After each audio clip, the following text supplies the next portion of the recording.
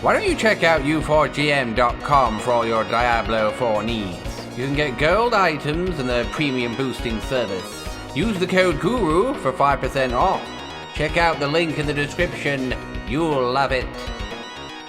Greetings, Diablo 4 Guru here, and here are 10 quick tips to make your life easier in the world of Sanctuary. The first thing that you should do is to make sure to turn on the Advanced Compare and the Advanced Information Tooltips in the Gameplay Options menu, as they give you a more detailed comparison between your weapons and armor. When it's off, the only stat that you get a comparison for is the armor rating. When it's turned on, you can see that it compares to the stats as well, making it easier to pick which weapon or armor is best overall for your character. The next tip is about whispering keys, which you will need to open the silent chests that you find scattered around in the world. You can buy the keys from the vendor at the Purveyor of Curiosities.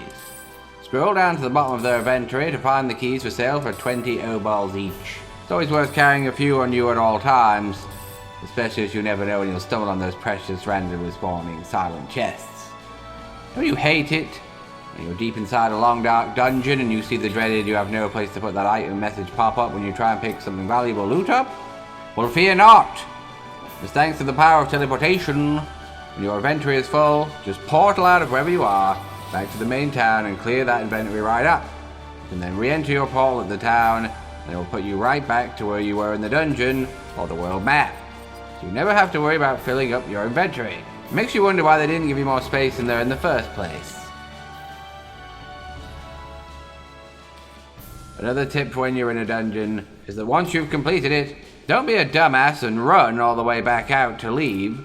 Just use the all-powerful Leave Dungeon emote. This will teleport you back out to the world map next to the entrance of the dungeon. You can also leave the dungeon simply by bringing the map up and clicking on the dungeon entrance. If you're struggling on the world tier that you're on but don't want to drop down, concentrate on getting to tier 2 renown in the region rewards.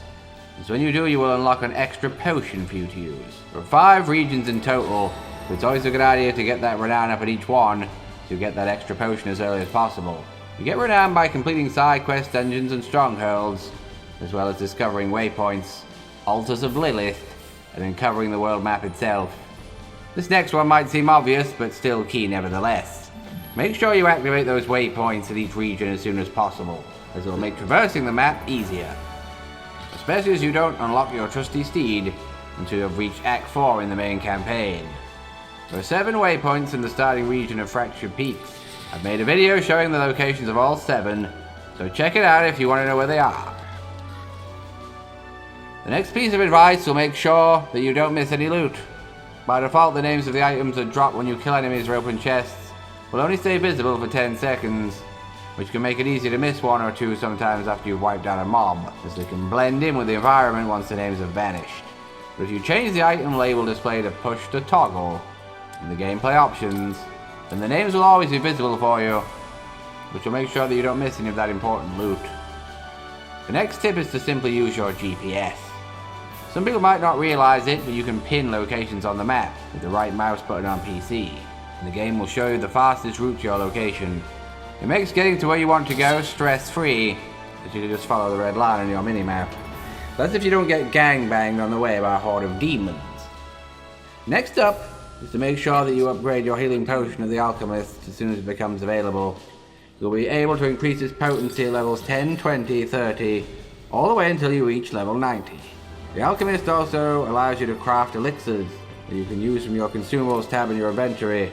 Each elixir gives you a specific bonus, along with an extra 5% XP for 30 minutes. So it's a good idea to chug one while entering a dungeon. And the last piece of advice that the Guru can give you is don't be scared of respecking.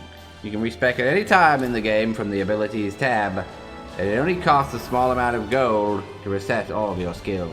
Until the later levels, that is. But it's always worth playing around with your build to tweak it to your preferred playstyle. So test new skills out and see if they suit you better than the old ones you already have. And that's it. 10 top tips to make you become the ultimate nerd demon slayer in Diablo 4. Subscribe for all things Diablo 4 here at Tranicon, including guides, builds, and playthroughs. You'll love it.